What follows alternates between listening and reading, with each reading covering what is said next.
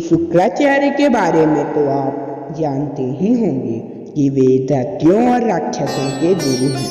लेकिन क्या आप जानते हैं कैसे एक ऋषि असुरों की आचार्य बने? तो चलिए आज की कथा को आरंभ करते हैं।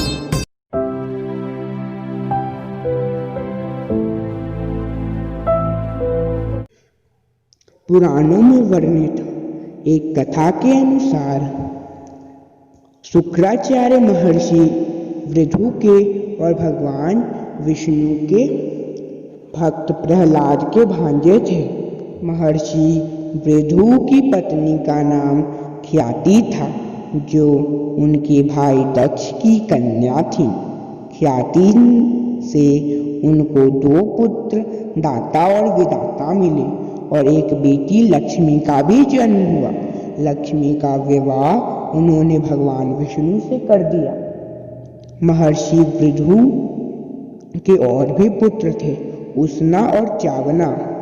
माना जाता है कि उष्णा ही आगे चल के शुक्राचार्य कहलाए, जबकि दूसरी कथा के अनुसार शुक्राचार्य महर्षि भृगु तथा हिरण्यकशिपु की पुत्री दिव्या के पुत्र थे। पहली कथा के अनुसार शुक्राचार्य का जन्म शुक्रवार को हुआ, इसलिए उनका नाम शुक्र रखा गया।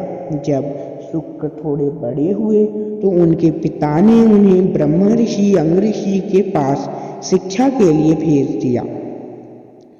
ब्रह्मादेव के मानस पुत्रों में अंग ऋषि सर्वश्रेष्ठ थे और उनके पुत्र का नाम बृहस्पति था।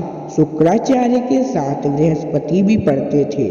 मित्रों, ऐसा माना जाता है शुक्राचार्य की बुद्धि बृहस्पति के तुलना में ज्यादा कुशाग्र थी, लेकिन फिर भी बृहस्पति के अंग ऋषि के पुत्र होने की वजह से उन्हें ज्यादा अच्छी शिक्षा मिलती थी, जबकि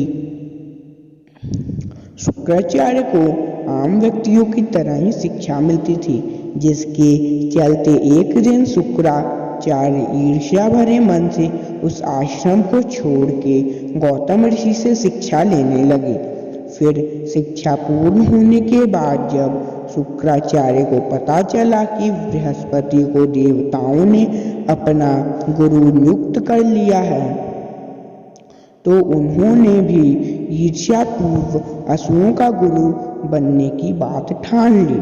परंतु उसमें सबसे बड़ी बाधा असुरों के देवों के हाथों हमेशा मिलने वाली पराजय थी।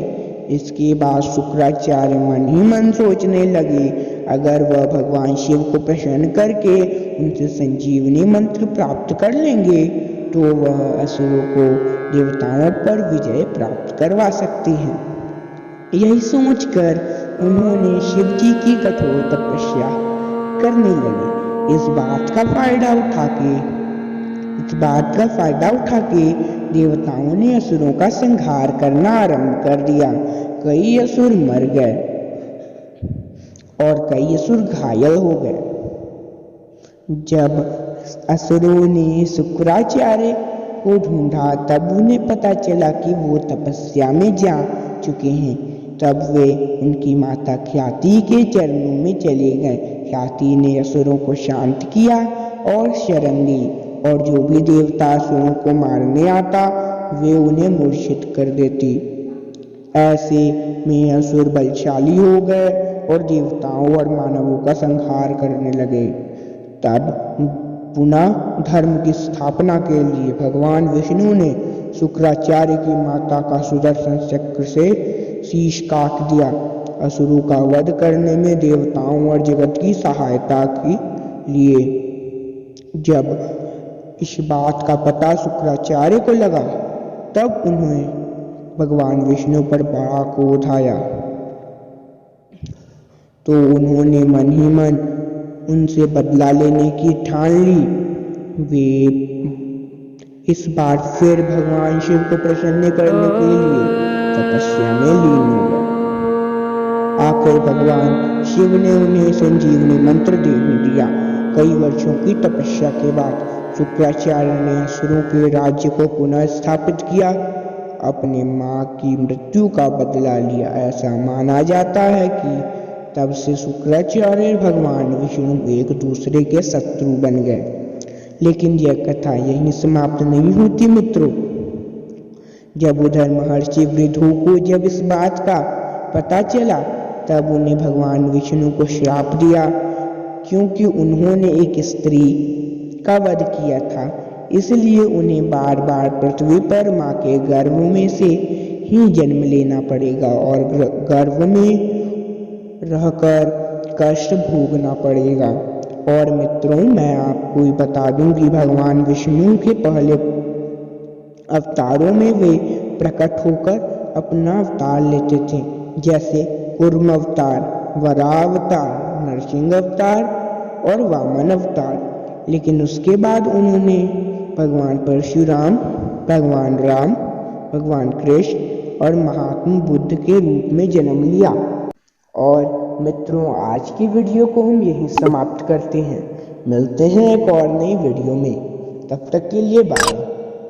और जाने से पहले मैं आपको ये कहना चाहूँगा, कृपया हमारे चैनल को सब्सक्राइब कर लें। उसके बगल में जो बेल का आइकन है उसे दबा के ऑल पे सेट कर लें, जिससे हमारी आने वाले सारे वीडियोस की नोटिफिकेशन आपको सबसे पहले मिल सके और आप उसे सबसे पहले देख सको।